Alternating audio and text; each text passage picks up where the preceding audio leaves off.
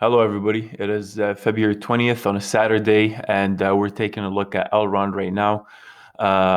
So if you've been watching the videos recently, the price action with Elrond is still pretty interesting.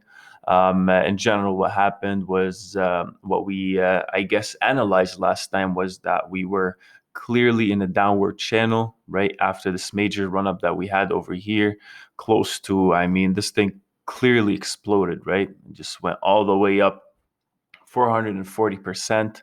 And then obviously, the quicker you go up, the more parabolic the uptrend is, the more of a bigger retracement we'll have, right? So we just jumped all the way down to, I would say, somewhere around here, around 40%. I'm not going to count this over here just because it got bought up right away. I think this was more of a extremely reactive price action, right? But the close is the most important thing to me right now, which we definitely closed above the 100 EMA and not even above the 100 EMA. It's literally exactly at the 100 EMA. So we did find that support. So what that tells me is that this was more of a extremely reactive price action, a lot of panic that happened, and it just drove the price down. And then, whatever you're you got the sellers that are panicking, and then the buyers are saying, oh, there's a great opportunity for me to buy it. It just went all the way up here. I just saw it went all the way to the 217, and now it literally dropped almost 70%, 150. You know what, let me buy it. And then within less than 4 hours, this thing was right away bought right back up to the support where a buyer said, okay, this is good enough for me. Now it's too late for me to enter. But then again, it actually even pushed again.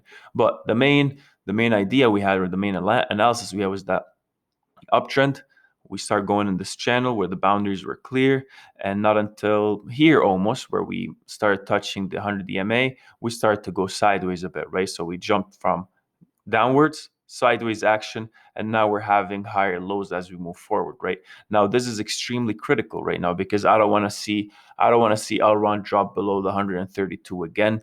This was, within the last 4 hours. We still have an hour to go for the 4 hour to close, but we need to see those long wicks to the bottom, right? Just like we had here, saying that, even though we went all the way down 40% down to the $66, it got bought up right away.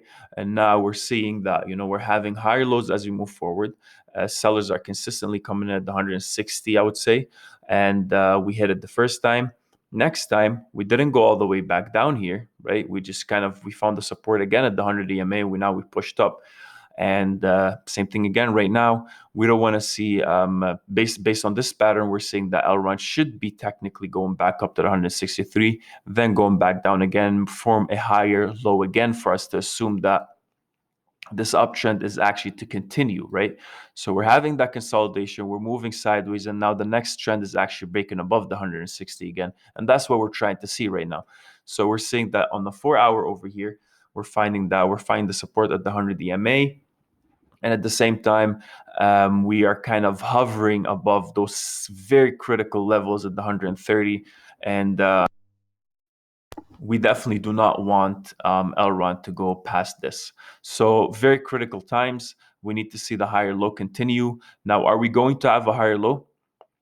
That's the question we need to be asking ourselves. Looks like over here, we had that uptrend, a nice uptrend, find the resistance, and then when we actually dropped down, we didn't drop as significantly to the bottom. And now it looks like, that the buyers are trying to gain more control in terms of the momentum of it actually going up. But mind you, there's still a lot of resistance happening, right?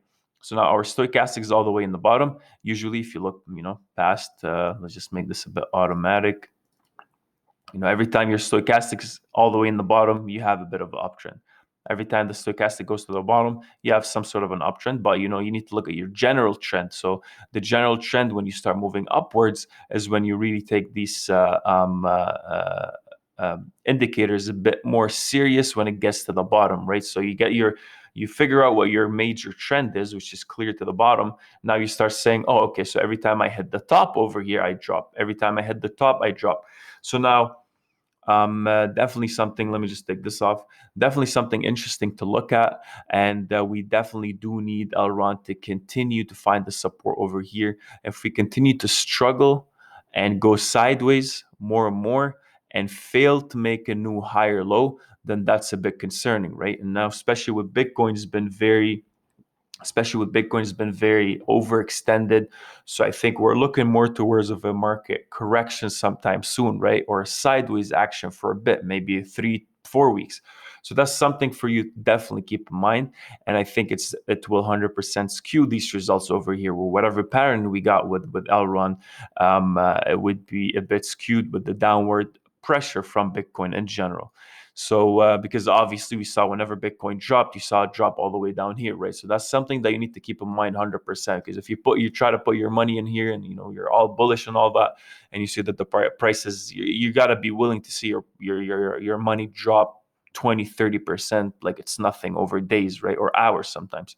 So keep that in mind. Right now, we're seeing that the sellers are definitely trying to push in. Maybe we go to the 2 hour here and see what's going on. We're finding that support at the 200 EMA on the 2 hour. And yeah, looks like we are being driven down. I mean, even if we're looking here at the 200 EMA, when was that? On the 19th at 7 o'clock, we pushed up, but we actually couldn't even push up all the way to the 163. So that's definitely something concerning. We need to see Elrond push back up soon here. We need to push up against the 146, 150 for us to assume that this uptrend we are actually going to go back all the way to the 160. And definitely every time we touch this resistance, we weaken it. And right now, where we did find the support at this resistance line over here.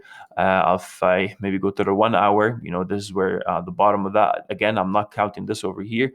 1, 2, 3 times we're hitting it. Now the fourth time looks like we are trying. The buyers absolutely have to get in right now. Otherwise, I do not want to see Elrond drop below this level and stay there without being bought up right away, right? Anything below the 133 is definitely concerning for me.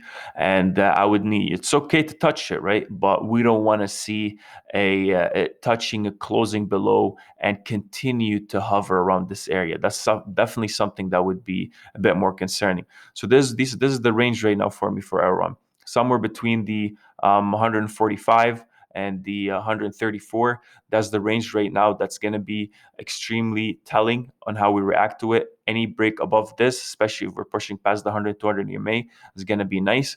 But then again, the fact that we did find that resistance at the 153 is also a bit concerning. So there's two ways to go about this right now. We need to see what happens, right? Before we actually do make a conclusion. However, even on the 1 hour, we're seeing that the stochastic all the way in the bottom. And we're seeing that even on the other time frames here, the bigger time frames, we saw that the MACD was also trying to push above. So very interesting times, very critical times. Make sure you keep an eye out on it. First, make sure to see how this range is going to play out, because for me, if it drops below here, then I'm going to be a bit hesitant with this whole thing. So let's see how it goes.